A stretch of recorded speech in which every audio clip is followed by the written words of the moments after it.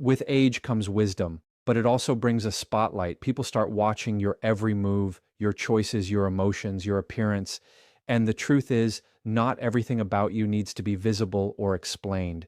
There are certain parts of your life, your mindset, and your emotions that deserve privacy, not because they're shameful, but because they're sacred. Let's talk about what you should keep for yourself, not out of fear, but out of power. There's a kind of strength that doesn't come from how loud you speak, but from how quietly you hold your ground. When someone knows what gets under your skin, they hold a piece of your control.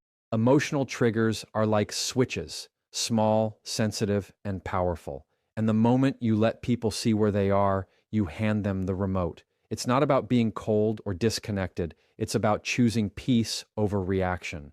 When you learn to protect your triggers, you stop letting others pull you into emotional traps you didn't set. See, the problem isn't that people know you. The problem is when they know too much about what bothers you. Maybe someone criticizes your age, your looks, your choices, or your pace in life, and suddenly you feel the sting. But the truth is, that sting doesn't come from them. It comes from within. They just pressed a button you left exposed. When you guard that button, you keep your composure. You become unpredictable, not in a chaotic way, but in a grounded, self-assured way that says, you can't move me that easily. Hiding your emotional triggers doesn't mean pretending you don't feel. It means you process before you respond. You pause before you speak. You breathe before you let words leave your mouth that you can't take back.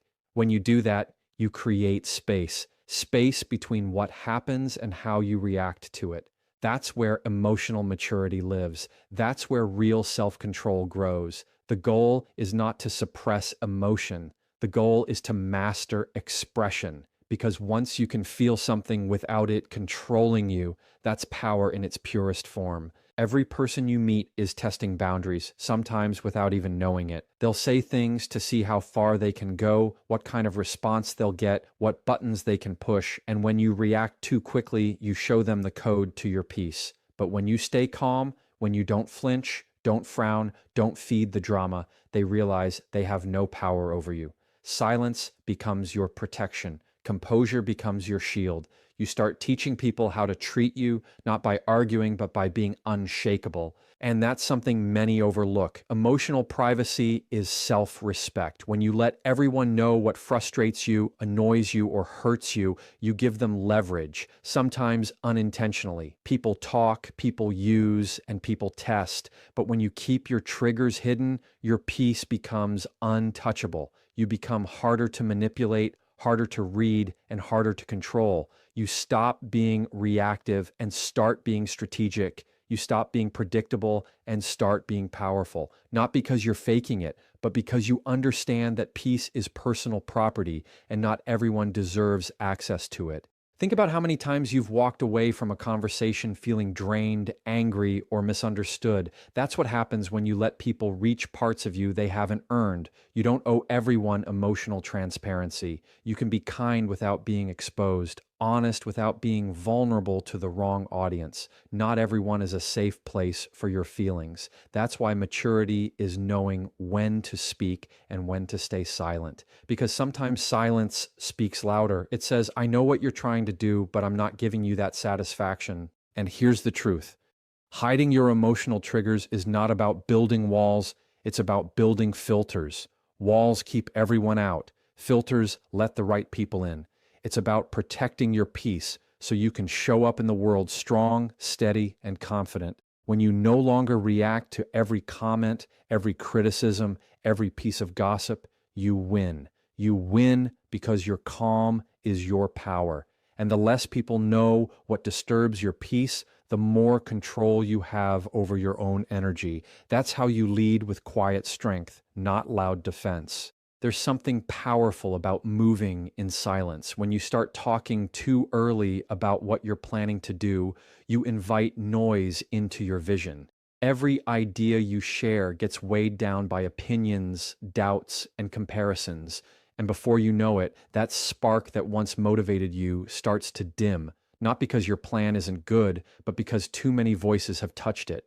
Protecting your future plans isn't secrecy born out of fear, it's discipline. It's about understanding that some goals need to grow in the dark before they can shine in the light. When you announce your dreams too soon, you unintentionally start performing for approval. You begin to care about who's watching, who's supporting, who's not, and who's judging. That pressure shifts your focus from building to proving. But progress thrives in quiet. It doesn't need applause to grow. It needs consistency. When you stop explaining what you're working on and just start doing it, your energy stays pure. You don't lose momentum trying to convince people that your idea is valid. You simply let your results speak for themselves. People don't always see your vision the way you do. They might not understand it, and sometimes they'll discourage you without meaning harm.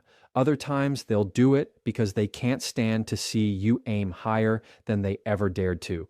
Not everyone is against you, but not everyone is for you either. When you hide your plans, you keep that energy clean. You protect your ideas from being watered down by other people's fears and from being stolen by those who lack imagination but crave attention. Silence becomes your strategy, not your weakness. Every dream needs protection from premature exposure. Think about how seeds grow. They start underground, unseen, protected from harsh conditions. They don't rush to the surface just to prove they're growing. They wait until they're strong enough to handle the light. Your plans deserve that same patience. Give them time to take root before you announce them. When you do, your success becomes undeniable because it's been built quietly, brick by brick, far from the noise of opinion. You don't owe the world a preview. You owe yourself the peace to create without interference. There's a quiet confidence in people who move with purpose but without explanation. You see it in the way they work, the way they carry themselves, the way they disappear for a while and come back transformed. They're not secretive, they're focused. They understand that every time they talk about what they're doing, they're releasing energy that should have been used to do it. Protecting your plans is about preserving your focus. It's about using your energy to build, not to justify, explain, or prove your intentions to people who aren't contributing to them. When you speak too soon, you invite distraction. People start asking questions, giving opinions, and projecting their own limitations onto your path. Some will even start competing with you for something they never cared about until they heard you mention it. You don't need that interference. You don't need validation. The satisfaction of quietly achieving something that no one saw coming, that's the kind of peace that can't be bought. The world doesn't need to know what's next. It just needs to see the result when it's done, because when the results arrive, the same people who doubted you will call it luck. Let them. You'll know it was discipline. So hide your future plans not because you're unsure, but because you're wise enough to protect what's still growing. Silence is not emptiness. It's incubation. It's where vision matures and focus sharpens. Keep your dreams tucked close until they're ready to stand on their own. Because when you finally reveal them, you won't need to explain, defend, or justify anything. The outcome will do all the talking. There's a quiet kind of power in keeping your personal life private. When it comes to relationships, the less the world knows, the stronger the bond becomes. People love stories, and when you start sharing too much, your connection turns into entertainment for others. Every time you talk about your arguments, your happy moments, or your private conversations, you invite opinions into something sacred. Relationships aren't meant to be managed by a committee of outsiders. They grow best in silence, in trust, and in mutual respect. What belongs between two people shouldn't be up for public review. When you make your relationship a topic of conversation, you hand the world a magnifying glass. People start observing, speculating, and sometimes even wishing for cracks they can talk about. What starts as innocent curiosity can turn into unwanted interference. The truth is, most people don't want advice. They want validation. They want to know they're right. But a relationship isn't about proving who's right. It's about understanding. When you expose too much, you risk turning your bond into a debate. The strength of any relationship lies in privacy, not publicity. Every couple faces challenges, disagreements, and misunderstandings. That's normal. But when those private moments are shared outside, even with good intentions, they lose their intimacy. Words can get twisted, context gets lost, and suddenly you're fighting not just your issue, but everyone else's opinions about it. Protecting your relationship details isn't hiding, it's honoring. It's choosing to handle matters where they belong, with the person involved, not with the audience watching. When you protect your privacy, you protect your peace. There's a difference between secrecy and discretion. Secrecy hides, discretion guards. One comes from fear, the other from wisdom. You can still celebrate love, speak kindly of your partner, and share moments without giving away the essence of your bond. Discretion says, this is ours. It doesn't need approval, applause, or explanation. The more you share, the more room you create for misunderstanding, gossip, and unnecessary judgment. The less you share, the more space you leave for trust, authenticity, and growth. Some things are too delicate to survive public exposure. When people know too much about your relationship, they start to expect updates. They ask questions. They form opinions. And if something goes wrong, you're left explaining yourself to people who were never supposed to be part of your story in the first place. That's why it's wise to build your connection quietly. Love doesn't need validation to be real. It needs protection to stay strong. The best relationships are the ones where both people are more focused on understanding each other than impressing everyone else. When the bond is genuine, it doesn't need an audience to feel secure. There's a peace that comes from knowing your relationship isn't being measured by anyone else's standards. You stop comparing, stop competing, and start appreciating. You don't need to post every picture, share every detail, or prove your happiness online. What matters isn't how it looks to the world, it's how it feels in private. Love becomes more meaningful when it's nurtured away from the spotlight. Privacy allows you to be real, vulnerable, and imperfect without the pressure to perform. It lets you work through struggles with patience instead of pride. So, keep your relationship details between you and the one who matters. Let the world see respect, not receipts. Let them sense peace, not proof. A private relationship doesn't mean you're hiding. It means you're protecting something worth keeping. Because when too many eyes are watching, even the most beautiful connection can start to lose its focus. Love grows stronger when it's protected from unnecessary noise. And sometimes the most powerful relationships are the ones no one fully understands except the two people in it. Money has a strange way of revealing people's true colors. The moment others know what you earn, what you own, or what you plan to buy, their perception of you changes. Some begin to admire you, others begin to envy you, and a few quietly start keeping score. That's why your financial life deserves privacy. When you keep your financial moves hidden, you protect yourself from unnecessary judgment, expectation, and manipulation. Not everything you earn, save, or invest needs to be public knowledge. True wealth isn't about what people see, it's about what you quietly build behind the scenes. There's a calm confidence in people who don't flaunt what they have. They don't announce promotions, post every purchase, or brag about how much they're earning. They simply live well, not loudly, but wisely. Financial privacy gives you control over how others see you, because once people know your numbers, they start making assumptions. They decide whether to treat you as competition, opportunity, or charity. But when you move silently, you leave no space for those assumptions to grow. You keep your focus where it belongs, on stability, not validation. The moment you start discussing your financial moves with too many people, you invite opinions that can cloud your judgment. Everyone has advice, but not everyone has wisdom. Some will tell you what to buy, where to invest, or what to avoid based on their comfort, not your vision. Money decisions are personal. They depend on your goals, your responsibilities, and your timing.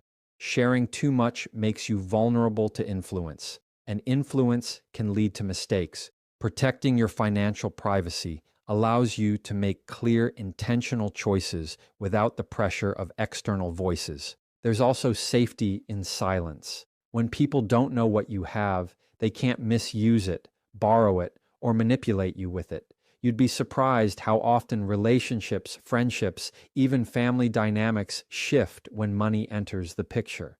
Expectations appear, boundaries blur, and generosity gets mistaken for obligation. Keeping your finances private doesn't mean you're selfish. It means you're smart. You're choosing to protect your independence from being tied to anyone else's opinion or entitlement. You're building security, not attention. Financial privacy also keeps you humble. When you don't use your income to prove your worth, you start valuing things that money can't buy: peace, integrity, and simplicity. You stop competing and start focusing on progress. The wealthiest people aren't always the loudest. They're the ones who don't need to prove they're winning. They let their quiet consistency speak for them. They understand that wealth grows faster when it's protected, not paraded.